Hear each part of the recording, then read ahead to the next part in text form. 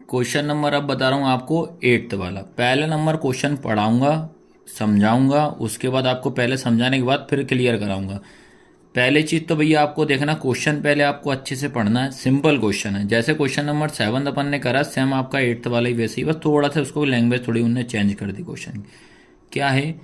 एक AP, AP का मतलब क्या होता है? अर्थमेटिक प्रोग्रेशन या समांतर श्रेणी में 50 पद हैं। इनका कहने का मतलब है कि एक आपको एक एपी दे दिए जिसमें टोटल पद कितने हैं? 50, जिसका तीसरा पद जो है 12 है। तीसरा पद कौन सा है? 12। और अंतिम पद, अंतिम पद कितना है? 106, जिसका 29वां पद अपन को ज्ञात करना है। समझे कुछ ना कुछ तो। N A P consist of 50 term, एक ए पी है जिसमें उसमें 50 टर्म्स हैं उसमें total, of which the third term is 12, third term की वैल्यू 12 दे रहा है, and the last term of 106 find the 29 term. सबसे पहले क्वेश्चन समझना, आपको ये बोल रहा है एक एपी आपके पास। एपी का मतलब ये होता है जैसे आपके लिखा है A N, A2, A3, A4, A5 ऐसा लिखा। कहीं पे आप इधर होगा आपका A12 डेड डेड डेड डेस, यहाँ पे होगा A29 डेड डेड डेड डेस, फिर लास्ट में लिखा है A50। पहले लैंग्वेज समझना, आपको एक एपी है, उस एपी में कितने टर्म है? टोटल 50। तो देखो बेटा, ये पहला टर्म होगा और ये लास्ट वाला 50 टर्म होगा। आपको वैल्यू ये बोल रहा है कि तीसरा पद, कहने का मतलब थर्ड टर्म, इस थर्ड टर्म की वैल्यू जो है वो कितनी है आपके पास? 12। थर्ड टर्म की वैल्यू कितनी दी है आपको? 12 दी है। उसके बाद थर्ड की 12 दे दी, उसके बाद बोलता है 29, ठीक है। और 29 वाला टर्म जो है अपने को निकालना है, ये अपने को फाइंड करना है। उसके बाद बोलता है अंतिम पद या लास्ट टर्म। अंतिम और लास्ट का मतलब ये होता है, तो ये होता है आपका अंतिम और लास्ट। तो इसकी वैल्यू कितनी दे रहा है बेटा? 106। अब बताइए क्वेश्चन समझ में आया कि नहीं? आपको क्वेश्चन एक बार फिर से मैं समझा दे रहा हूँ। आपसे बोलता है कि एक आपके पास एक एपी है, एपी में टोटल कितने हैं आपको याद रखना? 50 पद हैं। 50 में बोलता है जो थर्ड वाला टर्म है 12 है, 29 वाला निकालना है, लास्ट वाला टर्म 100, लास्ट टर्म भाई इसका 50 है तो लास्ट वाला कितना हो जाएगा? 106 हो जाएगा। तो इसको अपन कैसे लिखेंगे ये देख लीजिए आप। तो ये इसको आप ऐसे लिखना पड़ेगा आपको कि जो आएगा A3 है वो कितना है? 12। उसके बाद A50 जो है ये कितना है? 106 है। उसके बाद A29 जो है क्वेश्चन मार्क हो जाएगा।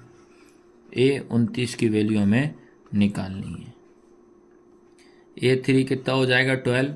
A50 मतलब लास्ट हम 106 दिया, A29 हमें निकालना है। सेम उसी की तरह क्वेश्चन 7 की तरह है। अब सबसे पहले अपन A3 और A50 को सॉल्व करते हैं, जिससे इक्वेशन 1 और 2 बनाते हैं। इस क्वेश्चन में भी अपने को नहीं मालूम है कि A क्या है, नहीं मालूम कि D क्या है। हमें बस ओनली इतना हम गिवन कर चुके हैं, ये निकाल चुके हैं कि जो हमारा A3 है वो हमारे पास 12 है। उसके बाद A29 है वो हमारे पास निकालना है, A29 को निकालना है। और उसके बाद जो आपका A50 है वो कितना दिया हमें? 106 दिया। इतना हमें मालूम। तो A3 को सॉल्व करते हैं जैसे अभी किया था, बताया था। तो क्या करोगे आप? AN equal A plus n-1 into क्या हो जाएगा? D। इससे कंपेयर करा तो n की वैल्यू कितनी हो गई? 3। तो ये हो जाएगा A12, ये होगा A3 होगा। यहाँ क्या होगा? A3, ये A3 लिखा होगा बेटा। A तो निकालना, A प्लस n की वैल्यू 3 माइनस 1 इंटू D हो जाएगा। फिर से A3 इक्वल A प्लस ये कितना हो जाएगा? 2D। फिर A3 की वैल्यू कितनी दी है? 12 इक्वल हो जाएगा A प्लस 2D। तो ये बन गई इक्वेशन फर्स्ट। ऐसे इसको सॉल्व करो तो ये हो जाएगा AN इक्वल हो जाएगा A प्लस n-1 इंटू कितना? D हो जाएगा। तो AN तो ये हो जाएगा आपका A50 इक्वल A प्लस ये हो जाएगा n, तो ये हो जाएगा 50 माइनस 1 इंटू D। तो ये होगा आपका A50 equal A plus 49D हो जाएगा। फिर A50 की वैल्यू कितनी आ गई आपके पास? 106 जो तो दी हुई थी, तो ये आया A प्लस 49D हो जाएगा। ये बन गई इक्वेशन सेकंड। अब बताइए, तो इक्वेशन 1 और 2 आ गई। इक्वेशन 1 और 2 को सॉल्व करेंगे जिससे हमें डी की वैल्यू निकालना है। अब क्या लिखोगे आप, बाय सॉल्विंग इक्वेशन 1 एंड 2, इन दोनों को सॉल्व करेंगे। तो 1 और 2 को अपन सॉल्व करते हैं। तो भैया अपन को पता है जो 1 इक्वेशन थी हमारी क्या थी, a प्लस 2d इक्वल कितना था 12।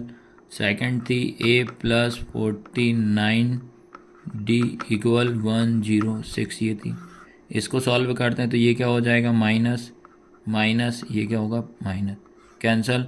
49 में से अपन क्या करेंगे, 2 का जाएगा तो कितना बचेगा 47d बचेगा। 49 बड़ा है तो माइनस का। इसके बाद 106 में से अपन 12 माइनस करेंगे तो 94 बचेगा।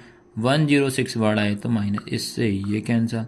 तो आपका बचा 47d इक्वल 94, फिर इंटू का डिवाइड में चला जाएगा, d इक्वल 94/47। इससे ये कैंसिल करोगे तो 2 बार में पूरा कैंसिल हो जाएगा। तो बेटा आपकी जो d की वैल्यू है वो कितनी आ गई, 2 आ जाएगी। आया सबको समझ में कि नहीं आया, d की वैल्यू कितनी आ गई, 2 आ जाएगी। अब क्या करना पड़ेगा, निकालना हमें a की वैल्यू। तो क्या लाइन लिखोगे, put the value d equal 2 in equation 1। क्या लिखोगे, d का मान समीकरण 1 में रखने पर इस तरीके से आपको लिखना पड़ेगा। ये पुट लिखा हुआ है। फिर आया आपका क्या है, पहली इक्वेशन है a प्लस 2d इक्वल कितना होगा 12। तो a का a रहेगा प्लस 2 इंटू 2 हो जाएगा इक्वल 12 हो जाएगा। इस d की वैल्यू कितनी रखी अपन ने 2, तो ये हो जाएगा a प्लस 2, 2 जा कितना हो जाएगा 4 इक्वल कितना हो जाएगा 12। फिर ये जिसकी वैल्यू निकालते हैं ये अपनी प्लस पर आएगा 12, ये प्लस का क्या हो जाएगा माइनस का 4। तो a इक्वल 12 में से 4 जाएगा तो 8 बचेगा। तो ये a की वैल्यू निकल गई, ये d की। अब आपसे बोलता है बेटा कि a 29 कितना होगा, a 29 इक्वल क्वेश्चन मार्क। अब आता है आपका ये लिखा है a 29 equal question mark a 29। तो फिर से फॉर्मूले से कंपेयर करेंगे, a n equal a plus n minus 1 into D हो जाएगा। फिर ये होगा आपका a 29 इक्वल, a की वैल्यू अपन निकाल चुके, a कितना था आपका 8 प्लस n कितना है 29 माइनस 1 इंटू डी कितना आपका, ये भी निकाल चुके, d आपका 2। सबसे पहले इसको माइनस करो तो a 29 इक्वल 8 प्लस 29 में से बन जाएगा 28 इंटू 2। फिर होगा a 29 तो 8 प्लस इन दोनों का इंटू करो तो आएगा बेटा आपका 56 हो जाएगा। फिर a 29 इक्वल दोनों को 8 करोगे 64 हो जाएगा। तो बेटा इस तरीके से इस क्वेश्चन को आपको सॉल्व करना है। अब तो मैं बता दे रहा हूँ आपको, थोड़ा थोड़ा तो सिंपल लग रहा होगा किस तरीके से इन क्वेश्चन को आपको सॉल्व करना है।